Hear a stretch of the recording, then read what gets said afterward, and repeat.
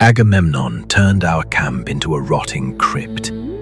While heroes hack up blood from a divine plague, the king revels in his power over a stolen girl.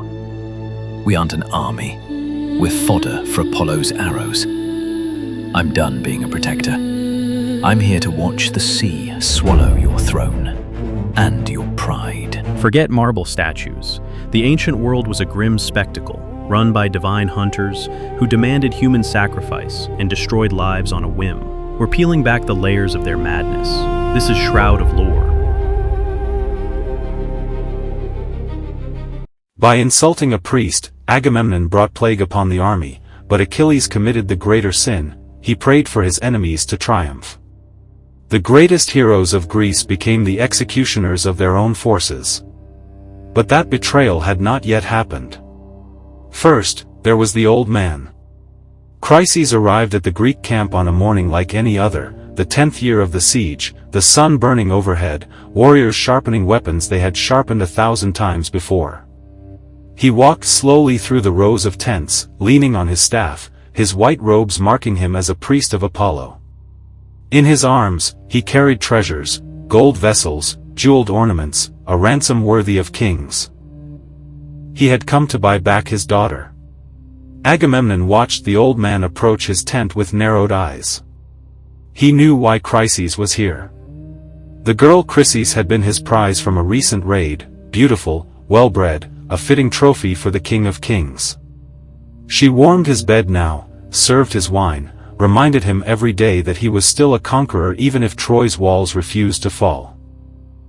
"Great Agamemnon," Briseis called out, his voice carrying across the assembled warriors. "I come bearing gifts fit for the gods themselves. Accept this ransom, I beg you, and return my daughter to me. Honor Apollo, whose servant I am, and the god will bless your war." The old man's words hung in the air. Around him, Greek warriors nodded in approval. The ransom was generous, more than generous.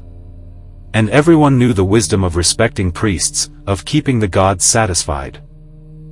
Agamemnon felt their eyes on him. He felt, too, the weight of 10 years of frustration. 10 years of siege. 10 years of watching his army bleed against Troy's walls while Priam sat safe inside. 10 years of being called King of Kings while achieving nothing worthy of the title. And now this old man wanted to take one of his few pleasures. "Get out." The words came harsh and sudden. Briseis blinked, uncertain he had heard correctly. "My lord?" "I said get out." Agamemnon rose from his seat, his voice rising with him. "Your daughter belongs to me now. She will grow old in my service, far from her homeland, working my loom and sharing my bed.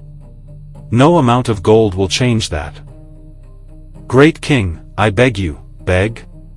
Agamemnon laughed. "You dare to beg? Let me tell you something, old man. If I ever see you near my ships again, your priest's staff and your god's ribbons will not protect you. I will have you beaten like a common thief. Now go, before I lose my patience entirely." The camp fell silent. Warriors who had nodded approval moments ago now looked away, unwilling to meet anyone's eyes. They knew what this meant. They all knew.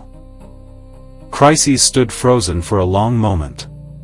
Then, without another word, he turned and walked back toward the shore. His shoulders were bent, his steps slow, but there was something in his bearing that made Agamemnon's stomach tighten despite his triumph. The old man was not defeated. He was praying. That night, Agamemnon dreamed of arrows falling from the sky like silver rain. He woke to screams. The plague began with the animals. Mules collapsed in their harnesses, frothing at the mouth. Dogs howled and died in the streets between tents. By noon, the first warriors were showing symptoms: fever, chills, dark swellings in the groin and armpits. By sunset, the funeral pyres were burning. Agamemnon stood at the entrance to his tent, watching the smoke rise into the darkening sky. He could hear the groans of the sick, the weeping of the dying, the desperate prayers of men who had faced Trojan spears without flinching but now trembled before an enemy they could not fight. Apollo's arrows. The god was collecting his due. "You brought this on us," a voice said behind him. Agamemnon turned. Achilles stood there, his handsome face hard with accusation. "The priest," Achilles continued. "You insulted Apollo's servant, and now the god is taking his revenge. Every man who dies tonight dies because of your pride. Watch your tongue, son of Peleus. Or what? You'll insult me too? Bring another curse down on us?" Achilles stepped closer, and Agamemnon was reminded, uncomfortably, that this young warrior was the only man in the camp who did not fear him. "We need to find out what the god wants. We need to make this right before there's no army left to fight." The plague raged for 9 days. 9 days of pyres burning without pause, of healthy men waking to find themselves marked for death, of prayers that went unanswered. By the 10th morning, the army was on the edge of collapse. Agamemnon had no choice but to call an assembly. The Greeks gathered in a hollow near the shore, thousands of haggard faces turned toward their king. The smell of smoke hung over everything. In the distance, the pyres still burned. Achilles spoke first. "We need answers," he said, his voice carrying across the assembly. "Let us ask the seers, the priests, anyone who can tell us why Apollo's wrath falls upon us. There must be a way to end this plague before it ends us." The warriors murmured agreement. Agamemnon sat silent on his makeshift throne, watching, waiting. Calchas the seer rose slowly to his feet. He was an old man, bent with years, but his eyes were sharp and troubled. He looked at Achilles, then at Agamemnon, and fear flickered across his face. "I know the cause," Calchas said. "But I am afraid to speak it. The man responsible is powerful, and his anger could destroy me." "Speak freely," Achilles said. "I swear by Apollo himself, no one will harm you while I live, not even if you name Agamemnon himself as the source of our suffering." The name hung in the air like a blade. Calchas took a deep breath. "The plague comes because our king dishonored Chryses, priest of Apollo. The god will not lift his curse until the girl Chryses is returned to her father, without ransom, without payment, with a proper sacrifice to appease the god's anger." Every eye turned to Agamemnon. The king sat motionless, his face a mask. Inside, rage boiled through his veins. This withered fortune-teller, this coward who hid behind prophecies, he dared to humiliate the King of Kings before the entire army? He dared to demand that Agamemnon give up his prize, admit his fault, bow before a god he had never seen? But the pyres were still burning. The groans of the dying still echoed across the camp. And the faces of his warriors held something Agamemnon had never seen before, doubt. They were beginning to wonder if their king was worth following. "Very well," he said at last, forcing the words through clenched teeth. "I will return the girl. I am not so proud that I would watch my army die for the sake of a slave." Relief rippled through the assembly. Warriors embraced each other. Someone actually cheered. Then Agamemnon continued. "But I will not be the only one to suffer loss. If I must give up my prize, I will take another in her place." His eyes found Achilles in the crowd. "Your prize, perhaps. The girl Briseis. She will do nicely." The relief vanished. A new tension gripped the assembly, sharper and more dangerous than before. Achilles went pale, then red. His hand moved toward his sword. "You would not dare. I am king of kings. I dare whatever I please." Agamemnon smiled, a cold, triumphant smile. "You wanted me to return the priest's daughter? Consider it done. But you will pay the price, son of Peleus. You will learn what it costs to challenge my authority." For a long moment, no one breathed. Achilles' sword was half drawn when something seemed to stop him, a flicker of movement, a whisper only he could hear. Some said later that Athena herself appeared to him, urging restraint. Whatever the cause, he released the hilt and stepped back. "Take her," he said. He turned and walked away. The crowd parted before him like water before a ship's prow. Agamemnon watched him go and told himself he had won. Chryseis was returned to her father the next day. A ship carried her across the water with sacrifices and prayers, and by evening the plague began to lift. Warriors who had been burning with fever found themselves suddenly cool. The death swellings faded. The funeral pyres, for the first time in 9 days, stood cold. The camp should have celebrated. Instead, it held its breath. Agamemnon sent his heralds to Achilles' tent to collect Briseis. They went reluctantly, 2 men walking toward the lair of a wounded lion, knowing that the slightest wrong move could mean their deaths. But Achilles did not kill them. He simply handed over the girl, a dark-haired beauty who had been his companion for years, his prize, his comfort in the endless grinding misery of the siege. He watched her walk away with dry eyes and a face carved from stone. "Tell your master," he said to the heralds, "that he has made an enemy today. Tell him that I will remember this insult when he is drowning in Trojan blood." That night, Achilles walked alone to the edge of the sea. The waves rolled in, silver under the moonlight, and the warrior who had never known defeat in battle fell to his knees and wept. He wept for Briseis, stolen from him by a king unworthy of the title. He wept for the years he had wasted on this beach, fighting another man's war, earning glory that was constantly overshadowed by Agamemnon's greed. And then he did something unforgivable. "Mother," he called out to the sea. "Thetis. Hear me." The water stirred.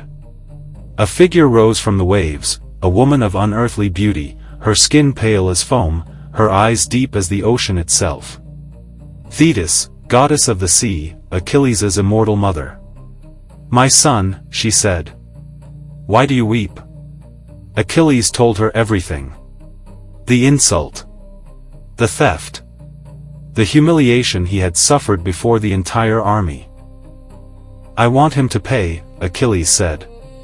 "I want Agamemnon to suffer as I have suffered. I want him to know what it feels like to lose everything. What would you have me do?" The words came before Achilles could stop them, words born of rage and wounded pride, words that would haunt him for the rest of his short life. "Go to Zeus. Beg him to give the Trojans victory. Let Hector drive the Greeks back to their ships. Let Agamemnon see his warriors fall by the hundreds, the thousands. Let him understand that without me, he is nothing."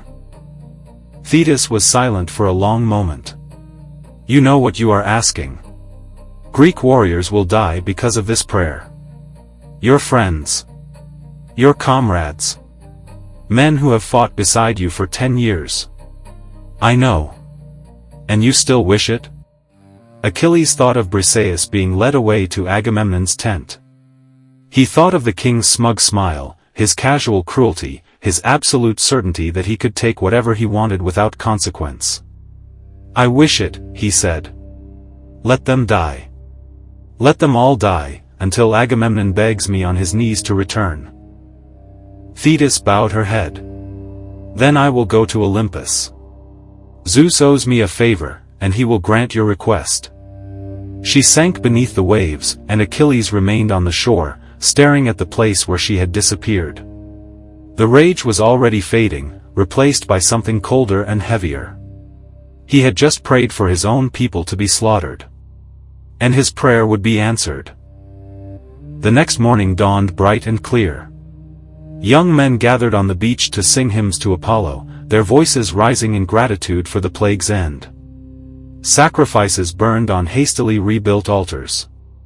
Warriors who had been preparing for death now laughed and joked and talked of finally storming Troy's walls. No one noticed Achilles sitting alone by his ships, staring at the sea. Agamemnon emerged from his tent to receive the army's praise. The plague was over.